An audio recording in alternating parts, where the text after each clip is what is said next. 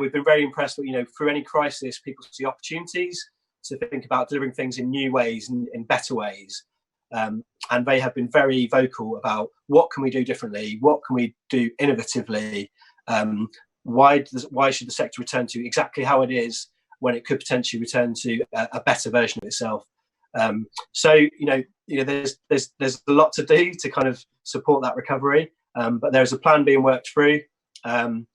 It's docked into kind of wider government priorities, which people should be well aware of. But obviously, the PM's come through with a big mandate on levelling up and sustainability, the net zero ambition, and being a global connected Britain with a strong trade and export-led recovery, including when we leave Europe. So there's some kind of cross-government priorities which will always be, we'll always kind of want to align to as part of the recovery, and there'll be new priorities there. I particularly highlight, innovation as one of the things we really want to achieve.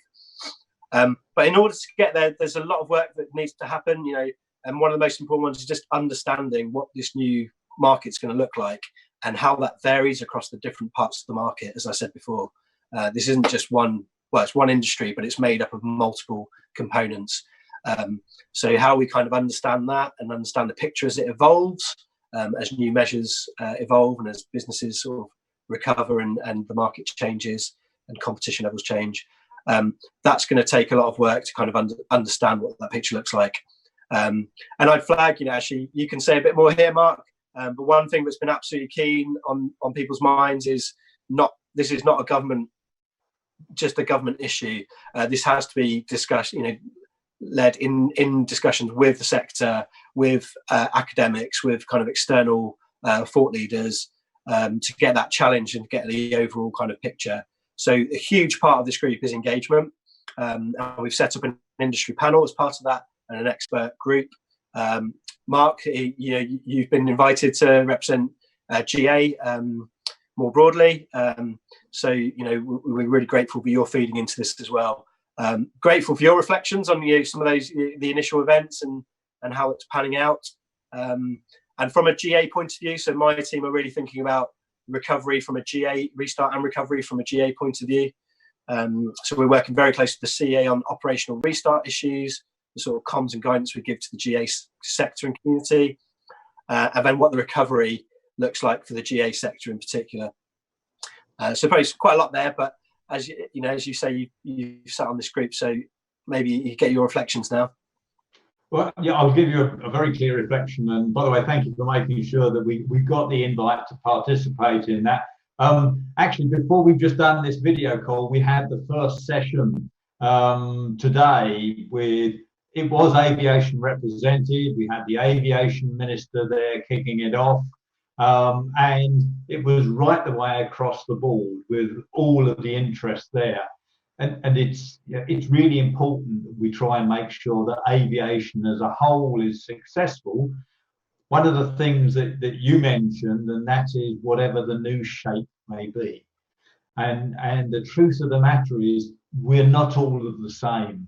So moving passengers through a terminal in the current conditions and putting them on an aircraft and flying them in the way that we always have is going to be a challenge. If you look at our community, we're already thinking about different models for operating and actually keeping separation and doing things that may allow us to operate at a different timescale compared to what others are able to do. So I'd suggest that if we're trying to make UK successful and push our way through, then we've got to look at the different models that you suggest. And I mustn't steal all of your limelight, but some of those economic models that look forward, when you're talking about 2023, for recovery curves, and you're talking about different shape recovery curves and different segments of the market recovering in different ways, we're going to really need to think about this. So I don't know what you've seen and what your thoughts are. So I mean, there's a whole load of work going on across government on I say horizon scanning scenarios. What the future world, what the future economy and society looks like. including at an international point of view.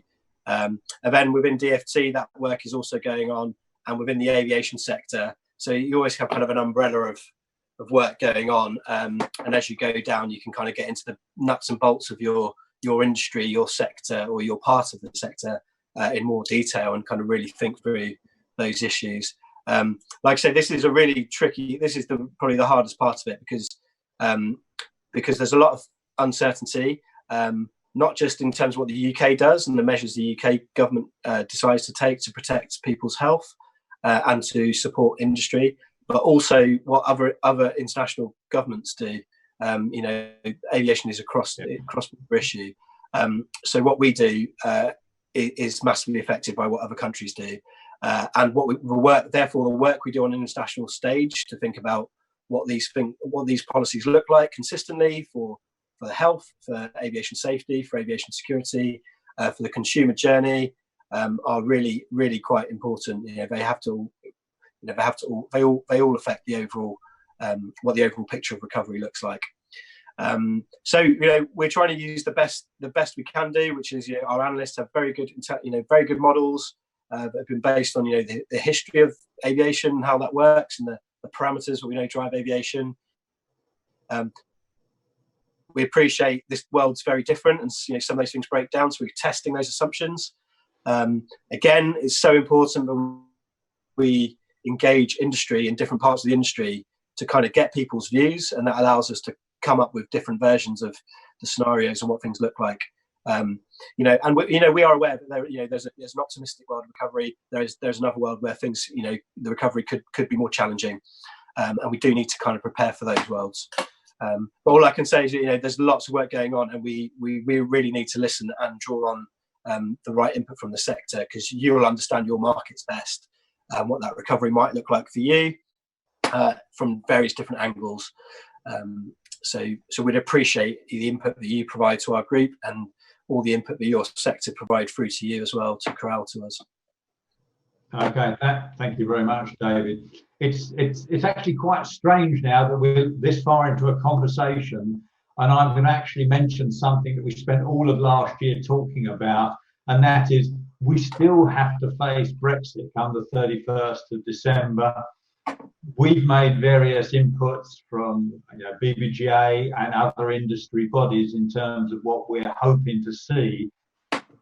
Can you just tell us what's going on in the world of Brexit and our discussions at this point in time? Yeah, sure. So, I mean, I won't go into too much detail, because you're aware of the overall position. The government's tried to negotiate 2 agreements: the Comprehensive Aviation Transport Agreement, covering air services, covering aviation security, various other measures. And then secondly, the Bilateral Aviation Safety Agreement, which is covering aviation safety and various regulatory measures as well. The government has been clear that we're going to leave the ARSA, but we want to negotiate what that future position looks like. We want it to be seen as a very collaborative partnership and a collaborative agreement. So the team are continuing to work through that. It's still, the plan is still to kind of deliver those agreements before the end of the year. Obviously, there are challenges to that, in terms of operational and the amount of work needed to be done, but that is the plan, and that is still the kind of government priority. The last round of discussion negotiations took place the week commencing 20th of April. They were very productive. There was lots of discussion based on some legal texts that had been shared in advance of the meetings, and that helped the discussions really kind of flow, challenge each other, and move forward. So that was seen as in very positive light, and the negotiations will continue to kind of go forward over the course of the year. Obviously, with the kind of initial crisis on COVID, sort of, I'd say calming down a little bit, although obviously there's still a lot of work to be done.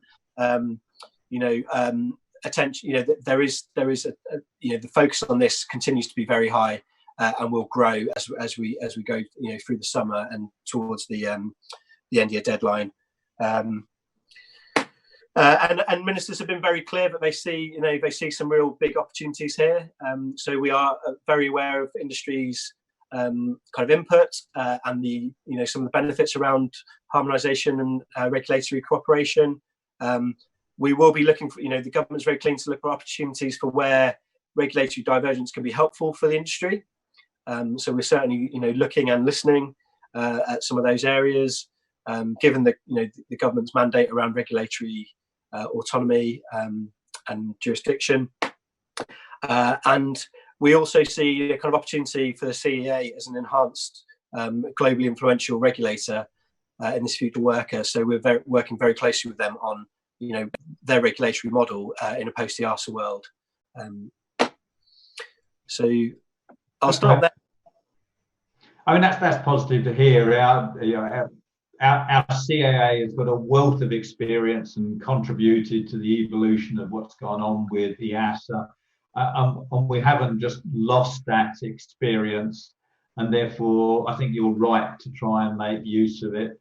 I think the one real lesson that we've learned from being part of a larger EASA is that what we don't want to see is additional national requirements. I'm saying this for the members because a lot of us have been through that. We don't want to add things which don't improve safety. And we don't want to, like the red tape challenge in the past, we don't want to add bureaucracy where that doesn't add to the process either. So, but you understand that, so I'm just sort of mentioning that really. Yeah, absolutely. And we still appreciate input from the sector on the way things are developing. And our EU exit team are kind of listening and trying to engage people throughout the process, so people are aware and updated on what's going on. Obviously, government's putting out updates on negotiations as well, so do feel free to access them and send further questions our way. Okay, we will do, and we're willing to help and workshop with stuff as and when we can assist. Right, I've got a final question area for you, and I'll then let you get on with your working day. One of the things that we put a lot of effort into, obviously yourselves and many others, has been a future aviation strategy. And that was in a world before we dropped into what we're all seeing now. I just wondered, in terms of both timing and content, do you think that might have a different look going forward? Yeah, so it's a very tough question, Mark. Thanks for that one. My pleasure.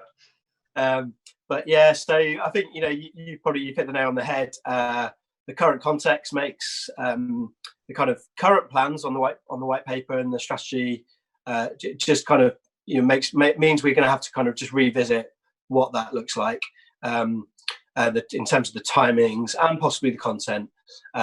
We've obviously, one of the big reasons holding back the strategy has been the kind of change in the environmental angle around it, and the fact that the department is publishing a transport decarbonisation plan and an aviation decarbonisation plan.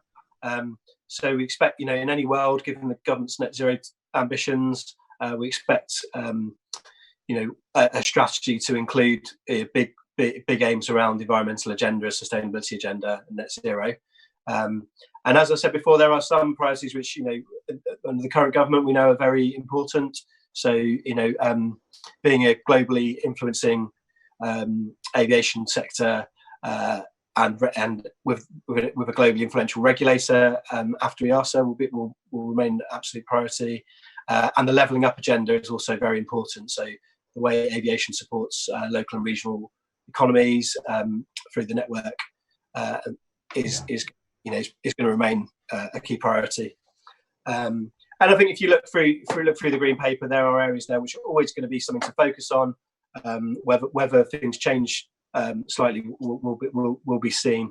But work on consumers, work on supporting innovation and how that can support the sector and its productivity and efficiency. Work on skills will remain quite key to support the sector. And GA, obviously, under the Secretary of State, we've got a very big GA ambition that was set out in the green paper, and obviously we're delivering a very substantial GA programme, looking at airfields, looking at airspace for GA, looking at skills, and looking at regulation, safety, proportionate regulation. So there's a whole there's a whole heap of stuff there where the current government and the current ways of working are quite clear where we're going. But in terms of your question, the timing and absolute final shape of that white paper, can I come back to you on that one, please? Yeah. That's my hospital pass for the day. From our perspective, I can see that there's, those things may well slide to the right, and the growth lines might be changing, but some of those fundamental questions will still be there, just moved a little further to the right. So I don't think our effort will be wasted in terms of what we're looking to try and do. It's just the timelines that we're going to be working to. Yeah, absolutely. And obviously, there will need to be thinking through, what this new world looks like. So I guess, the health measures become very important as part of the restart and recovery work. Yeah. Okay, look, I've taken a fair amount of your time. Thank you very much for speaking to me this afternoon and sharing your thoughts with our membership. And we look forward to dealing with you in the future. Great, thank you, Alec. Well, once again, thank you. I appreciate, it's a really challenging time. We really appreciate the engagement we've had from industry, and the offers of help have been, so welcome. I can't say enough. Thank you, Mark, as well, for the input you've provided and being part of this industry group. We are very keen to kind of, listen and hear what people are saying. So that is an open offer. Thank you. That's brilliant. And thanks to the key workers at home, and stay safe. You too.